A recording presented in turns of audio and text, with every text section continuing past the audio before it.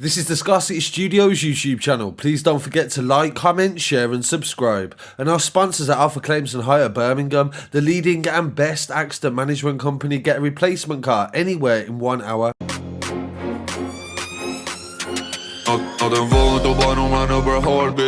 Big boy and put your money where your mouth is. Christmas trees are a massive part of any family tradition when it comes to Christmas, and decorating it with lights and ornaments to impress the neighbours, friends and sometimes the occasional Instagram picture is something that is very popular in the UK. But one drug dealer took a rather unique turn to decorating his Christmas tree last year, and it was discovered by Merseyside police after they hacked Encrochat. The pictures that were sent between the organised crime gang were shown in court and helped to convict them of these offences. The drug dealer decorated the Christmas tree with £20 notes and bags of cocaine, and from this the police arrested 8 people. Officials recovered drug packages that were wrapped as gifts and kept under the tree, and they recovered drugs worth £1.3 million throughout the whole operation. 4 of the members of the gang were using Encrochat to communicate secretly and try to evade detection. They used the names of Mr. Big Arms, Human Tender, Stun Hun and also Scar Wars. 9 men have been sentenced today on Monday the 20th of December to a total of more than 89 years in total for their part in a conspiracy to supply millions of pounds worth of cocaine. The investigation went on for a year and it just concluded before Christmas 2021. It was called Operation Overboard and it worked alongside Operation Venetic, which is the operation that Encrochat is based on. So any of the messages that police intercepted through Encrochat were then given to Operation Venetic. The offenders were jailed at Liverpool Crown Court, and Sean Burrell, 29 years old, from Childwall, was sentenced to 13 years and 6 months for conspiracy to supply Class A drugs, cocaine and diamorphine. James Wright, 36, was sentenced to 16 years for conspiracy to supply cocaine and also diamorphine, and also cannabis possession and supply. His Encrochat name was Stunhun, and they confirmed that he supplied 17 kilos of cocaine, 4 kilos of heroin and 30 grams of cannabis. Martin McCoy, 42 years old from Toxteth, was sentenced to 16 months for conspiracy to supply cocaine. His Encrochat name was Human Tender and his sentencing was in relation to the supply of a kilo. Thomas O'Brien, 43 years old, from Huyton, was sentenced to 18 years for supplying cocaine and also diamorphine and cannabis. His Encrochat name was Scar Wars and he was involved in the supply of 12 kilos of cocaine, 2 kilos of heroin, and O'Brien's case went to trial and he was found guilty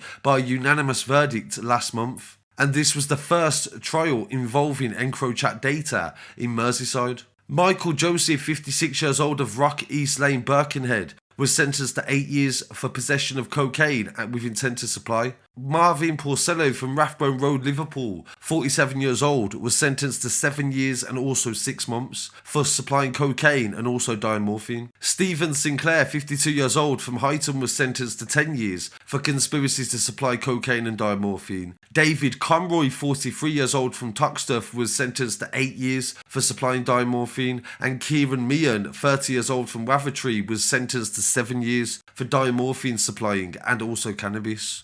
4 of the suspects, Sinclair, O'Brien, Conroy and Meehan, went to trial but were found guilty by a jury. The 5 other offenders pled guilty, and during the investigation, detectives seized more than £282,000, firearms, ammunition, a substantial amount of Class A drugs with a street value of £1.3 million.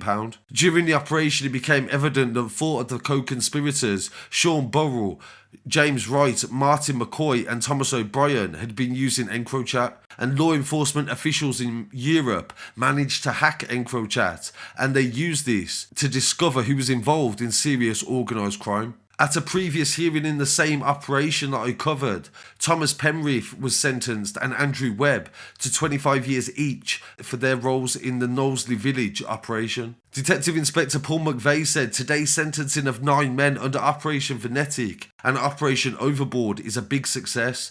This infiltrated a gang of conspirators who was an operation in itself, and we are pleased to see 11 offenders that have been jailed for their involvement. He said that police worked hard to unravel the crime gang, and in control was Sean Burrell, who employed criminal associates, and they recovered money, drugs and cash following searches of the home.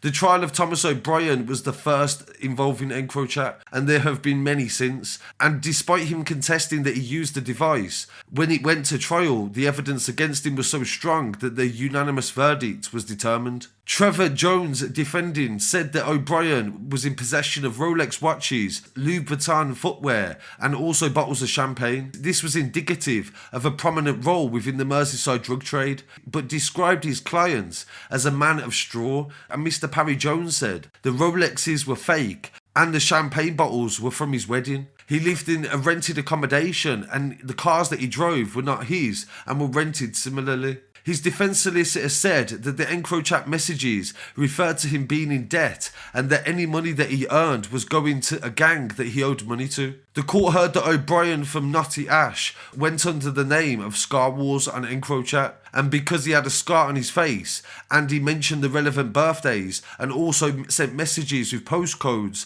and house numbers, the police were able to determine where he was.